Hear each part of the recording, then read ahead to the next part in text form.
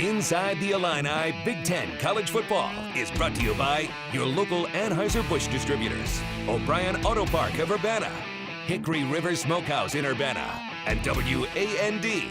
Welcome to Inside the Illini Big Ten Football, just a few hours away from the end of the Fighting Illini football season. But good news, we're done talking about a Big Ten losing streak. I am Matt Lovelace here at Hickory River Smokehouse in Urbana as we come to you every week talking about Illinois football. We'll look back at the win over Purdue. It was a close one. Plus, we'll take a look at this week's matchup, an in-state rivalry game against Northwestern. It's a little different on the show today. We're going to spend more time on our Inside the Illini spotlight, talking extensively about four-year starting quarterback Nathan Scheelhaase. Lots to get to, and I'm sitting here with our panel of experts, Lauren Tate of the Champaign News-Gazette, Steve Kelly, Sports Talk 1400. Guys, was your faith restored in West Lafayette this weekend?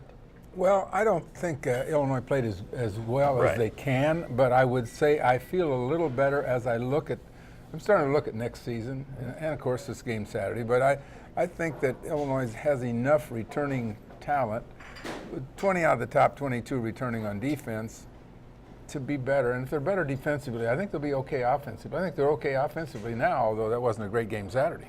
No, you don't usually have 4 turnovers and come away with a win like they did, but the defense, much maligned all season long, did stand up in parts of that game to keep Purdue out of the end zone and put themselves in a position to get that win finally. Well, that was one thing I talked to the players about afterwards. I asked them all, it's like, you've been a team for so long that hasn't been able to afford to make mistakes.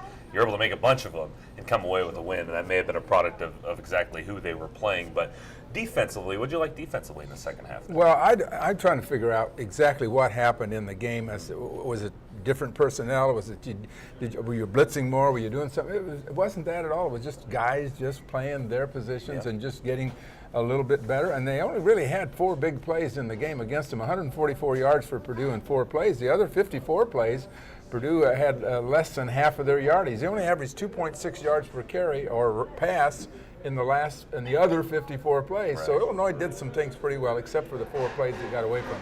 Explosive plays have been a problem all season. Yeah, it didn't look good right from the get-go because on the 4th play of the game, Hunt went 62 yards for the score, and it was like, oh, here we go again. I thought that was Carlos Hyde. They didn't touch him either, did they? No. Well, the narrative all week has been just getting the win and how important that would be for next season. You kind of alluded to it, Lauren. Do you think it is important? Just didn't matter how they won it, but that they won it? Oh, absolutely. I don't think it matters how you win as long as you win. Like you said, we're not talking about the streak anymore, so that's the key there. 1-game winning streak. Coming up next, we'll show you how we got there. The Illini weren't going to let this season end without a Big Ten victory. A tight game in West Lafayette, a cold game in West Lafayette. We've got highlights next on Inside the Illini Big Ten Football.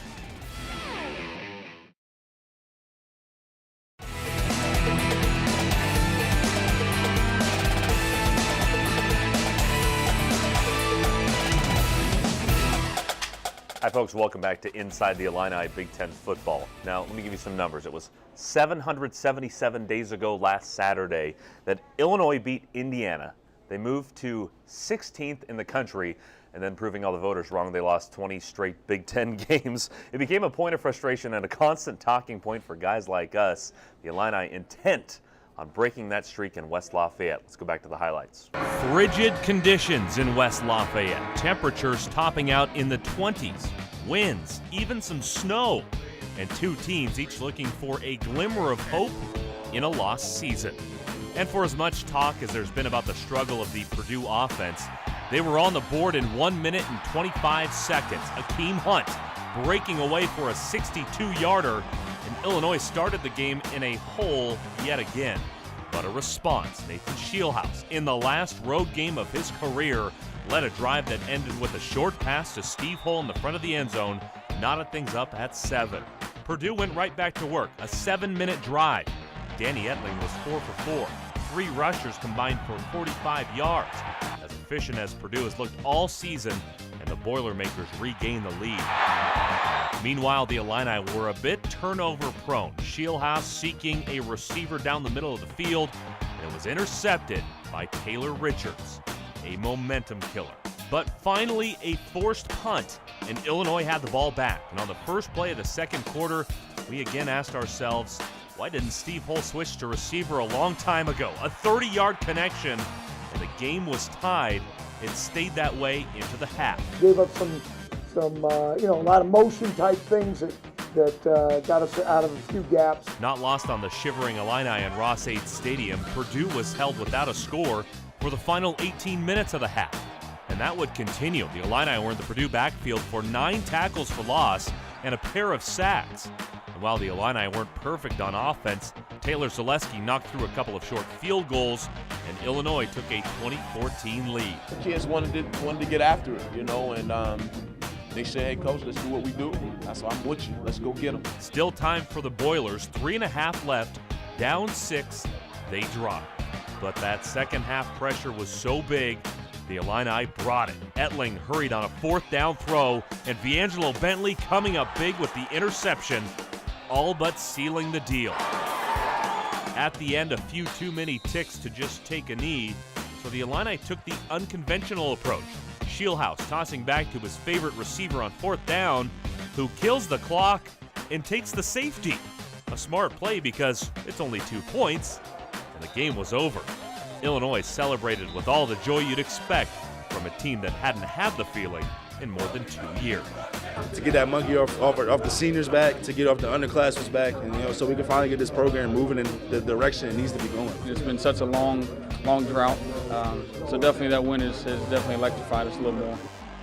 Guys, in my time here, I've been here almost 2 full seasons, 23 games. I've seen 6 wins. That's the first one I saw against a Big Ten team. Was that celebration? I mean, I know you experienced the post-game celebration in the locker room much different than we've seen the last couple of years. Absolutely.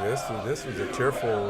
This is a real celebration. I mean, imagine if you were a senior and you had this thing hanging over your head for as long 3 years, basically, all the way back to the Zook era. Mm-hmm. Realized you were on the hot seat because we were starting to blame you. Did I save my job with you that did, victory? At least for another week. That's a good, in seriousness, in terms of staff, that's a question we got from our Facebook followers. We're going to answer that in a little bit. Let's talk about some of the numbers, the defensive improvement. You mentioned the few big plays in our last segment there, but I looked at the first 2 drives. Danny Etling was 6 of 7 for 55 yards and a touchdown. Something changed. The running game, 10 carries for 95 yards in those first 2 drives. From then on, 19 carries for 25 yards in the run game, 14 of 22 for 108 yards was Etling with an interception. So something changed. Yeah, I know it did, and I can't put my finger on it other than everybody just continued to do their job. There was a couple of big plays that were really crucial that we probably didn't realize. They had about 3 throwbacks that Illinois stayed at home on. And Jonathan Brown made some really good plays. There was a quarterback throwback that didn't work for Purdue because the guys were where they were supposed to be. Right. It wasn't a sensational play, just a guy where it's supposed to be. You couldn't complete the pass. Yeah. Well, they've been out of position so many times. Well, I think that's right. Surprising. Yeah, well, yeah. And later in the game when they tried the fake field goal, Illinois had another guy right there. Matt Lacoste made the tackle there. Issues do remain, though. The 4 turnovers were an issue. Well, yeah, but there's nothing. Games pop up and you have turnovers. Games, you go along 3 weeks and you don't have any turnovers, and suddenly it happened. Bentley's been terrific on returning, and he's got a good record on punt returns, but he dropped a punt, and then there was a receiver breaking open right over the middle for Shieldhouse. I think it was Harris, and he just threw the ball right over his head. I mean, it was just a bad pass, but the percentage of completions was very good for Shieldhouse in the game. 24 of 30 in the game. Right. Very efficient. Yeah. On that punt return, Bentley said there was a miscommunication between he and Osei, and that there's a little hesitation there. Then he dropped it. But like you say, those things happen, and they were able to overcome it. Out of the half, Illinois drove 65 yards only to turn it over. About the only team they could have afforded to do that against was Purdue. That's right. The Illini were able to win against an inferior team. Yeah. Obviously, the worst team Purdue's had in years. I talked to one writer over there, said he's been there since 1962, and he said this is their weakest team. So Illinois didn't defeat a champion, but they got to win, and that's really all that matters. We go on from here, and you'll look at the schedule in the future, and you'll see that Illinois has a chance beyond this year to have some success. I mean, I'm not saying that they're going to be Michigan State or Ohio State. I'm just saying that they've got a chance to win some games. We looked at the schedule. I mean, they were 2-10 last year, and I remember distinctly you saying at the end of last season, the schedule's harder next year. Yeah. So they're with 4 wins, a chance to get to 5. I mean, we'll talk about how they match up with Northwestern here in a little bit. Has this been a better than expected season, considering all that's gone on? I don't think it's been better than expected. Do you, Steve? I mean, there's too many lopsided losses. Right. But I think the Cincinnati win was a big win. It changed some perceptions. But again, I don't think it's been anything of a surprise. One win in the Big Ten, that's not much. I suppose if you didn't watch the games and you just watched, you see what the final record is. If they get to 5 wins, they go, oh, 5-7. That's a lot better than 2-10. In that regard, maybe, but the lopsided wins kind of outweigh that. Yeah, I think so. Lopsided losses. Right. Well, it's the last day of the regular season here, and there's not much suspense because we know who's going to be in the Big Ten title game. We'll start with the leaders side of things, talking about the Buckeyes and the other teams contending for some bowl games. That's next on Inside the Illini, Big Ten football.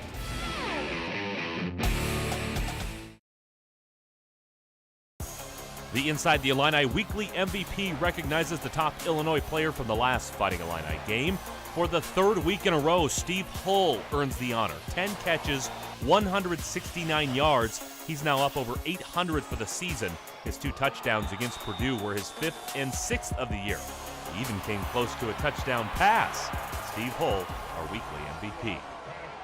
Hi, folks. Welcome back to the show at Hickory River Smokehouse in Urbana. A Leaders Division title was probably the least of Ohio State's expectations, still hanging there in 3rd in the BCS standings. As we head to the last week of the regular season, we go to the highlights with our own Eric Harrell. Thank you, Matt. Leaders Division undefeated Ohio State taking on Indiana, and Carlos Hyde would put them on the board first. Buckeyes up 7-0 as Hyde gets into the end zone, and there would be more Ohio State. Braxton Miller fakes a handoff to Hyde, takes it up the gut himself. No one touches him.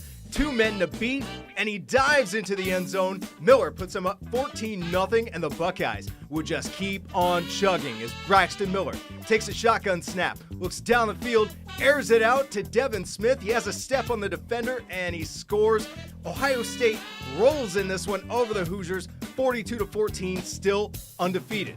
Number 19, Wisconsin at number 25, Minnesota. James White has been on a roll, and he just keeps on rolling in this one as he goes up the middle for the touchdown, gives them a lead in the 2nd quarter. Then Stavi passes to Jared Aberderis, back corner of the end zone, expands the lead, and Wisconsin takes out the Golden Gophers. Final score, 20-7.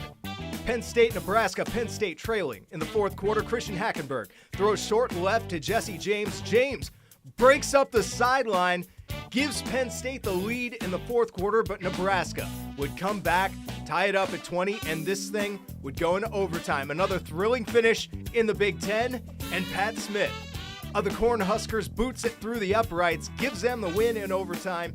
Nebraska wins 23-20 over the Nittany Lions.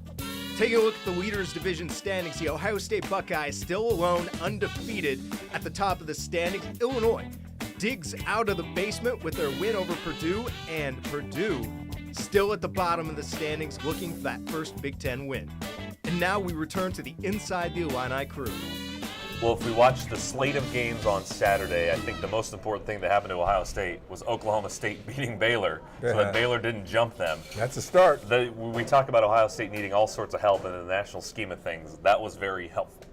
Yeah, the thing that you would expect the Florida State-Florida game to be a huge game, but Florida gets beat by Georgia Southern. What's going on here? Yeah. You know, I think that Ohio State's going to have to get lucky. I mean, maybe Auburn can upset Alabama. Maybe Florida can play a game against Florida State that we don't expect. But Ohio State right now is sitting just outside.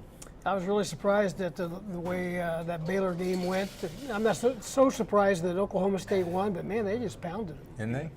And Baylor certainly didn't look like a team that deserved to be playing for a national title. They made a lot of mistakes in that game. You know, there's something strange about the fact that you have Oregon with that explosive offense and Baylor with that explosive offense all of a sudden just folding defensively. Yes. I don't know whether there's a connection there, but by the way they play offense, does that mean that their defense is short-sighted? I don't know. But it makes you wonder, because that's 2 teams that just seemed unstoppable just a few weeks ago. and now their defense just caved in on them. Well, the way football works in November, Steve, Ohio State playing Michigan. Is this we'll take care of business here, or is this a game where a team contending stumbles and takes them out of the picture? Because it always seems to work itself out here in the last couple of weeks. It does. The Ohio State-Michigan game, they'll be ready to play that. The Buckeyes will. That's what they refer to as the game. Michigan is struggling. Only 7-4 on the season, 3-4 in the Big Ten, but they'll be up for the Buckeyes. I think Ohio State will go in there and win and set themselves up for what should be a pretty good Big Ten title game. I tell you what, I saw Michigan State play Michigan, and they pounded them. And Michigan State will pound on Ohio State. I'm not saying they'll win, but I think they'll test them. I don't think Michigan will, but I think Michigan State will. Well, I think as the season has rolled on, we knew that was going to be the best matchup in the Big Ten title game. Yeah. So it's good that we're going to get it. We hope they take care of business, and maybe it's a matchup with a couple. And Cook had his best passing game against Northwestern last week, and so I mean maybe their offense is starting to come around a little bit. Michigan State. Well, I was going to say, yeah, that's been a work in progress. It was Yeah, they struggled so much early in the year. Let's go down the list. Wisconsin beating Minnesota 10th straight time. They're getting comfortable with Paul Bunyan's axe there. Well, I think that Wisconsin's just been superior to Minnesota teams year after year, and this was more of a toss-up game, I suppose, because Minnesota had been beating some teams maybe that surprised us, but I think that Wisconsin is clearly the number 3 team in the conference. Yeah, Minnesota's venture into the top 25 didn't last very long there when they got a hold of the Big Red of Wisconsin. And that team's pretty good. They're heading to a good bowl game. I want to talk about the Hoosiers as we continue our leaders division. They scored 52 points against Illinois, and then in 7 quarters after that they scored 3, which we learned probably said a little bit more about the Illinois defense than it did about the Indiana offense. Well, yeah, and the defenses that Indiana's been running up against have been a little bit what you would call superior. There are 4 teams, and nationally, in the top 12 nationally, there are 4 Big Ten teams. There's Ohio State's in there along with Wisconsin and Iowa, and Michigan State's number 1. So those are pretty good defenses, and Illinois has got a long way to go in terms of their defense. I wonder if the cold weather has anything to do with these high-powered offenses. Good point. Backing down late in the season. We saw that on Sunday night, Patriots-Broncos. You don't know what the weather can do to a football game. Well, coming up, we'll talk about the Legends Division, the Buckeyes' opponent on the other side of the Big Ten title game. That's next on Inside the Illini, Big Ten football. The Inside the Illini Play of the Week is sponsored by your local Anheuser-Busch distributor, Aguadio & Sons Distributing. A key play in Illinois' first scoring drive on the move, and Nate Shieldhouse looked deep for John Davis, asking the tight end to make a play, and he does. The leaping grab had to be looked at again, but he had a foot in, and he had control. Illinois scored on the next play.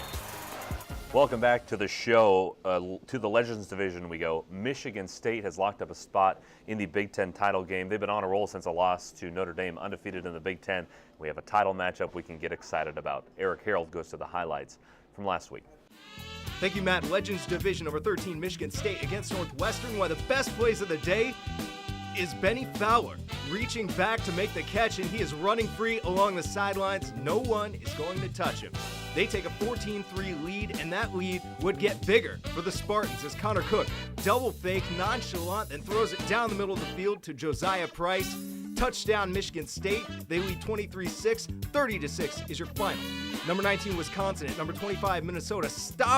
Joel Stavy, picked off by Aaron Hill. Minnesota takes an early 7-3 lead, but that lead would not last long. James White for Wisconsin punches it in the middle, gives them another lead, and then Jared Abbrederis later on catches it in the back corner of the end zone. Wisconsin wins this one 20-7 over the Golden Gophers.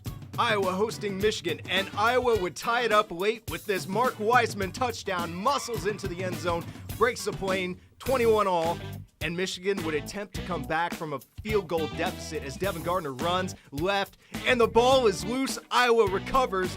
That would make your final 24-21. Iowa wins. Nebraska leading Penn State in the fourth quarter. Christian Hackenberg throws left to Jesse James. James looks like he's going to be taken down, but he gets past the last man, runs it in, gives them a 2017 lead, but Nebraska would tie it up at 20. This thing would go to overtime, where Nebraska, Pat Smith gets a chance to set up for the game-winning field goal, and we would not be showing it if it didn't go through the uprights. Nebraska wins it in overtime, 23-20 over the Nittany Lions. Taking a look at the Legends Division standings, it is all Michigan State as they lead with an undefeated Big Ten record over the rest of the pack. And now we return to the Inside the Illini crew. We talked a lot about Michigan State in the last segment, I think just because we're so excited about the title game matchup. But if you had to answer the question, is there another team in the Big Ten that would give Ohio State a run for their money? I don't think there's another one besides Michigan State. That's true, but Northwestern did. Yeah, looking back on that, at the time you're like, that was a October great 5, game. I mean, it was 6 minutes to go, and the count, the clock is counting down, Sure. and Northwestern's ahead. Couldn't hold him. Couldn't hold Carlos Hyde. Gee, that's something new, isn't it? Somebody else couldn't hold Carlos Hyde, but that was the beginning of the end for Northwestern. We'll talk more about that later, but that was the game of the century, so to speak, up there, and they lost a 10-point decision and haven't been right since. That's oddly familiar. There's so many comparisons, 2011 season. And for as bad as Illinois thought 2011 was, it's been worse in Evanston, and especially with all the close losses. Just remember one thing, though. Out of the last 24 games that Northwestern has played, in 21 of them, they either were leading or tied with 6 minutes to go. 21 of the 24 games went to the wire or they won. It's been a tough go, and they haven't. Their snake bit went late. A little bit. Let's go down the list. Talk about Minnesota. I guess they're third in the conference or in the division. Lost to Wisconsin. But Gophers setting up for a nice little bowl. I think the projection that I saw this week was the Gator Bowl on January 1st. Minnesota's got to feel good about that. I think the big question about Minnesota is who's the coach next year? Is Kill coming back? I think he probably wants to, but they're perfectly okay with his staff. I mean, what do they do up there? That's really been the key in his case over the years. He's kept that staff together. That is a good question.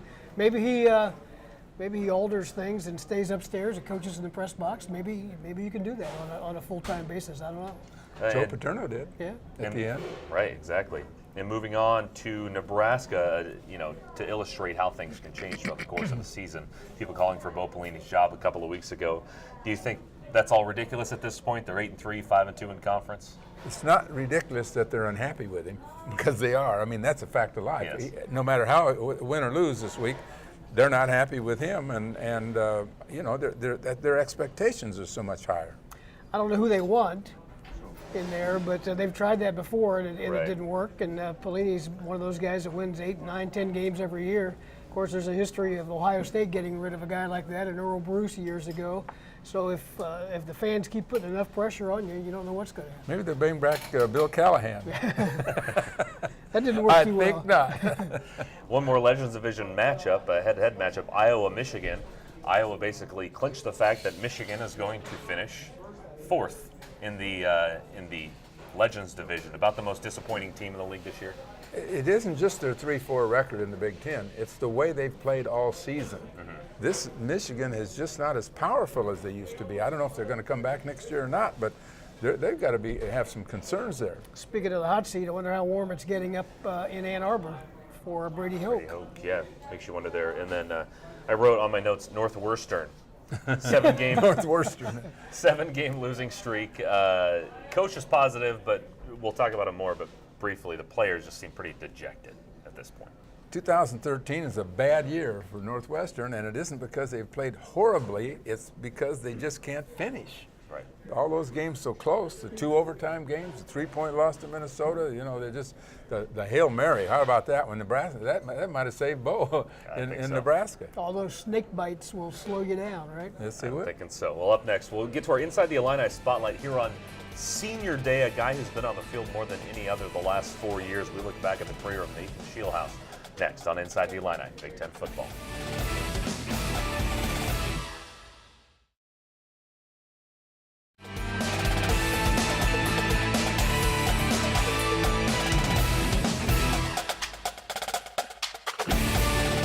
Welcome back to Inside the Illini, Big Ten football. We're here at Hickory River Smokehouse in Urbana. Usually the time where I say we get learn a little bit more about the players on this Illinois roster, but fans have known this guy for a long time. Nathan Shieldhouse, one of the most experienced guys that's ever played at the University of Illinois. Noah Newman caught up with the senior here on Senior Day in our Inside the Illini spotlight.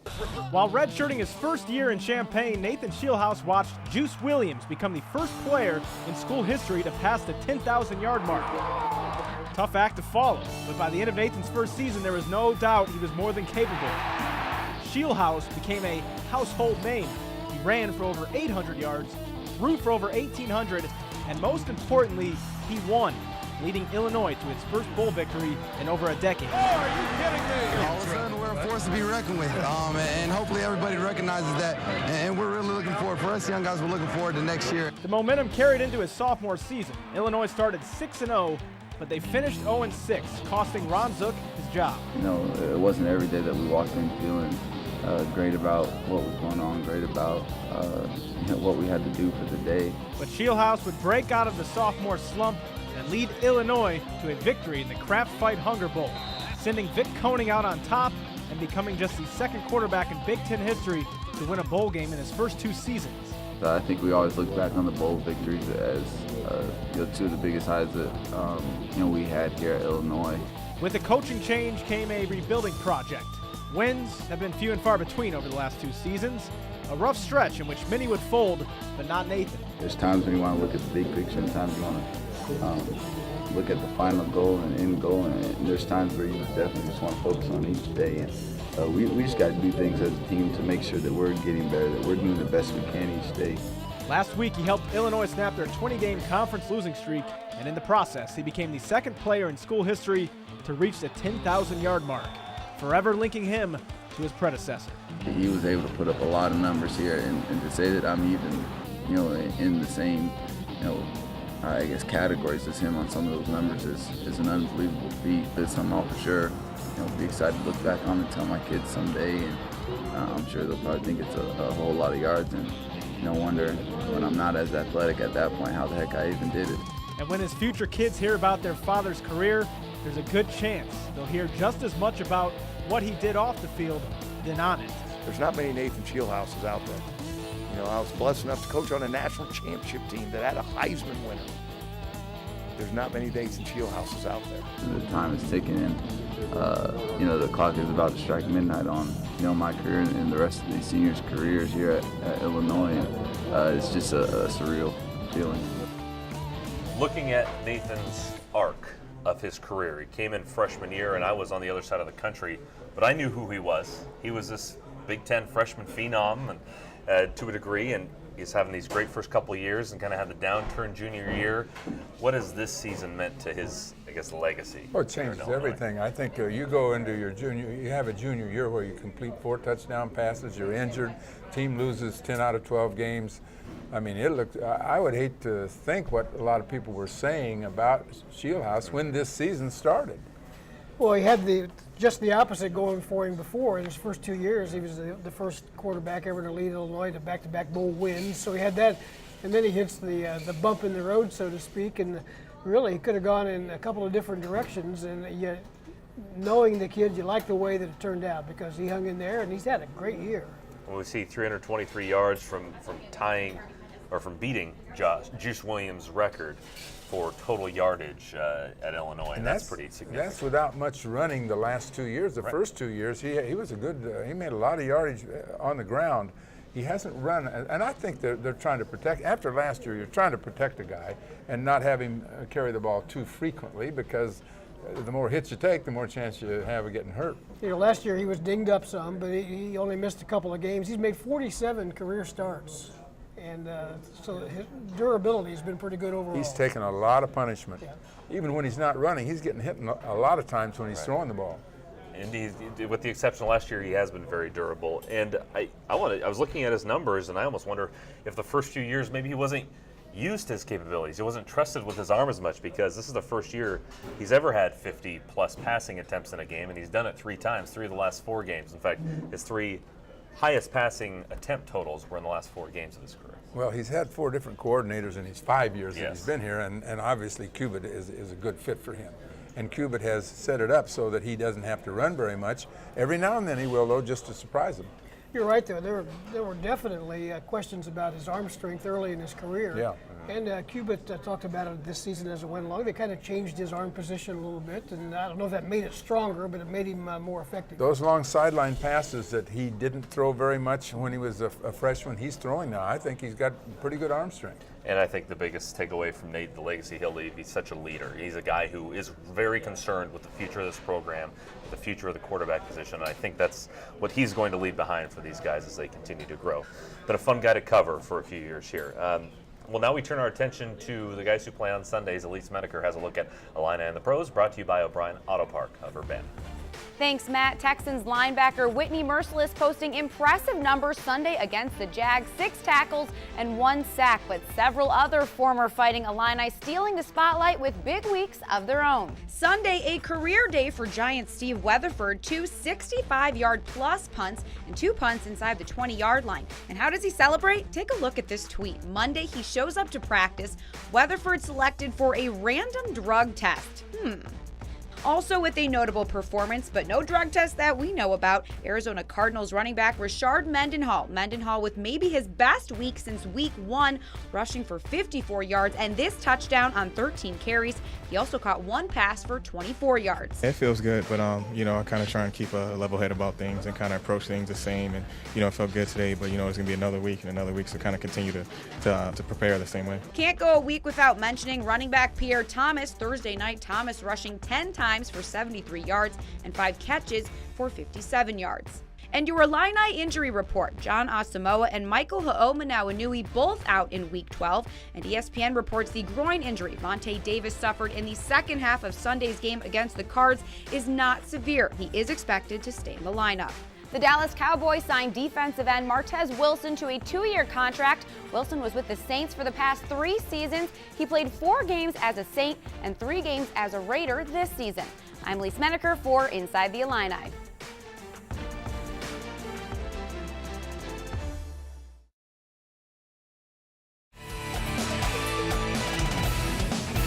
Welcome back to the show. Time for our few minutes with FCS football, and the number 2 ranked team in the country, Eastern, has wrapped up the regular season. They get a bye week before hosting a second round playoff game. We go inside the Panthers with Eastern Illinois University. The second-ranked Eastern Illinois Panthers, already OVC champions, look to make it a perfect record in OVC play this season in Martin, Tennessee against the Skyhawks of UT Martin. At stake for EIU, one of the top seeds in the FCS playoffs and a first-round bye. With wide receivers Eric Laura and Keandre Gober resting injuries, Jimmy Garoppolo went the way of junior Adam Drake of Charleston and transfer from Baylor, junior Jeff Lepak. Garoppolo back, 2-step drop, throwing the fade, going for Drake, and he's got it! Touchdown, Eastern Illinois!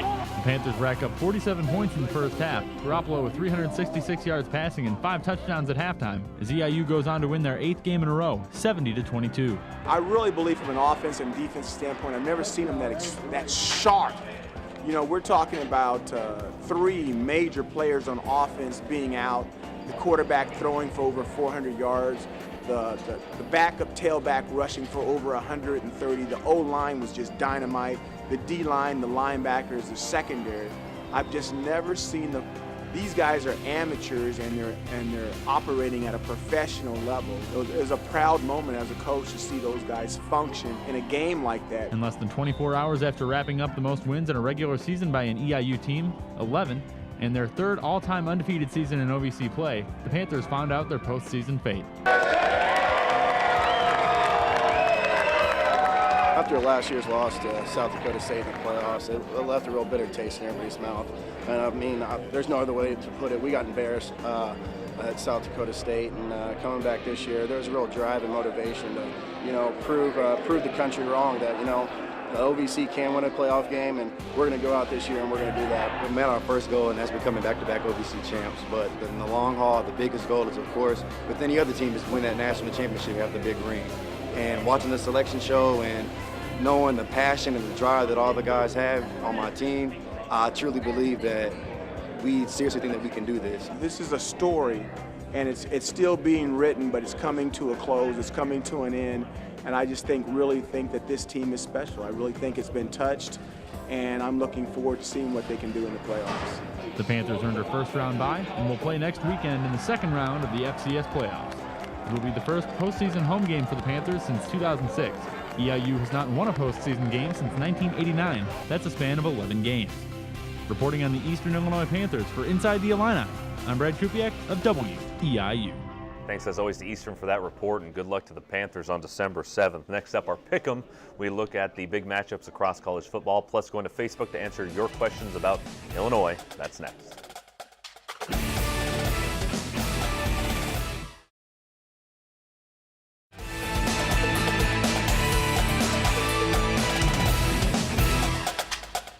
Welcome back to Inside the Illini Big Ten football. Time now to make our picks across the college football landscape. We go out of the Big Ten completely, have some Pac-12, SEC, and Big 12 to talk about. Let's throw up the standings there as we get set as the News-Gazette. We got 1 week left in this thing, so we got to create some separation. There hasn't been a whole lot. Steve bringing up the rear. How you feeling? I'm on strike. I'm not picking because I'm mathematically eliminated. You can play for pride here, okay. Steve. I got something to play for, though, so this is a big one for me. Let's start with our first pick, UCLA at Southern Cal. What a turnaround for the Trojans at Orgeron. Trojans. Oh.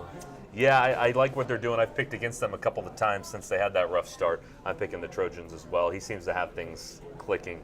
You question Lane Kiffin's leadership, not only as certainly coaching do abilities, at this point, don't you? Yeah, for sure. This team seems pretty confident after that Sun Bowl fiasco from last year.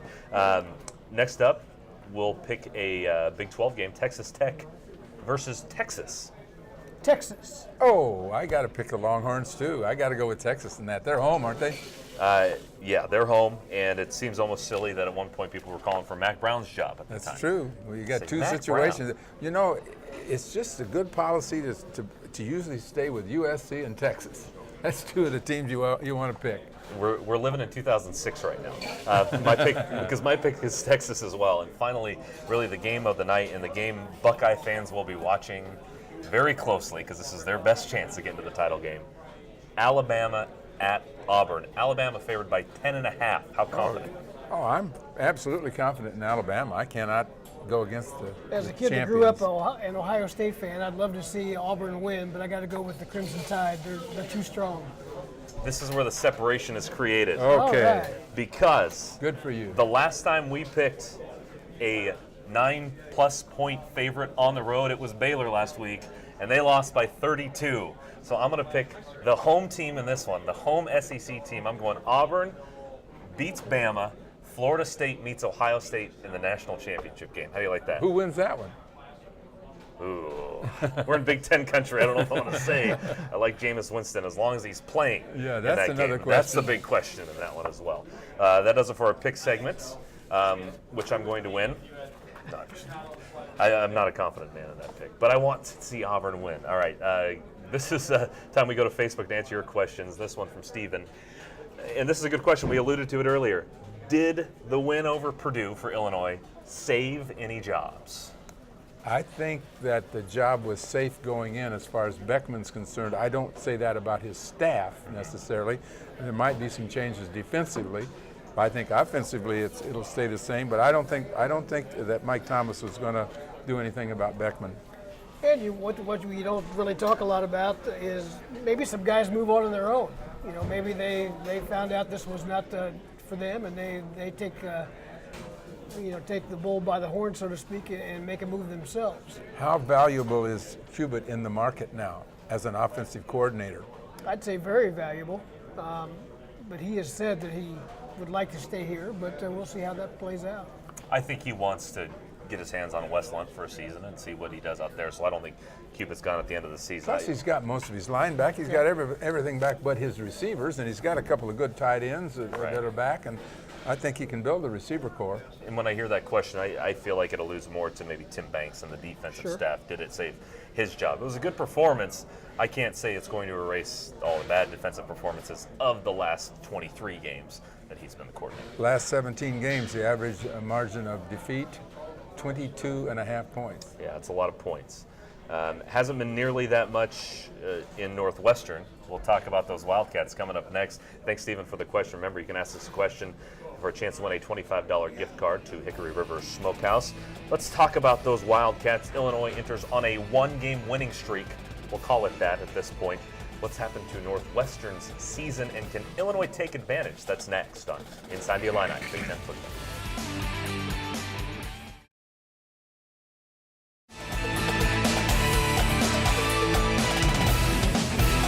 Welcome back to Inside the Illini Big Ten Football. Now, preseason predictions aren't perfect.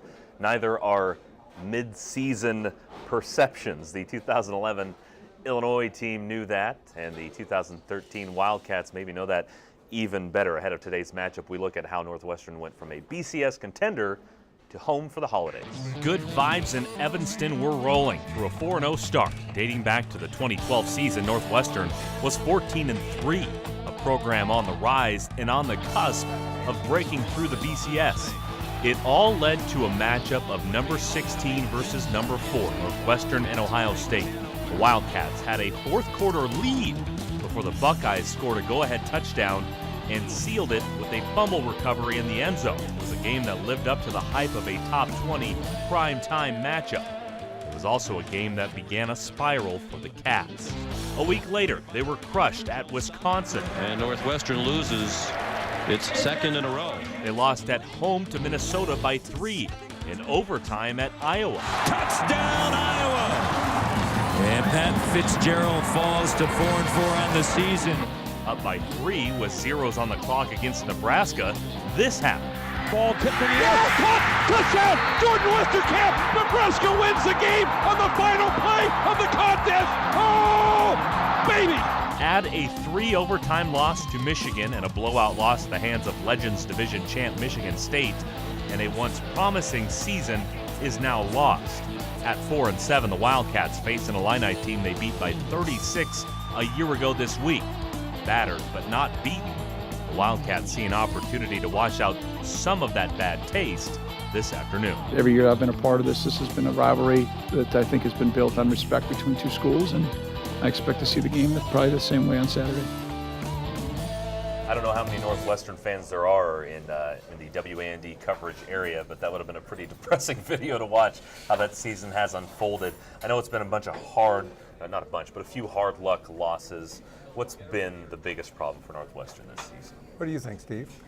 Well, I think it's their defense. They were playing pretty well there in the early going. They had those 4 straight wins, and then lost that Ohio State game, as we mentioned, by 10, 40-30. And then I guess you tie the defense into being snake bit because they can't seem to close things out. But their offense has let them down here lately as well. Well, you know, Simeon's a good passer, and yet their passing efficiency is 11th in the conference. And they're not running the ball well either. So, I mean, they're just generally average all the way down the line, except interceptions. They got 18 interceptions, but only 4 fumble recoveries. It's kind of strange that they're a +2, which is a lot better than Illinois in terms of turnovers. Right. Illinois is -7, I think.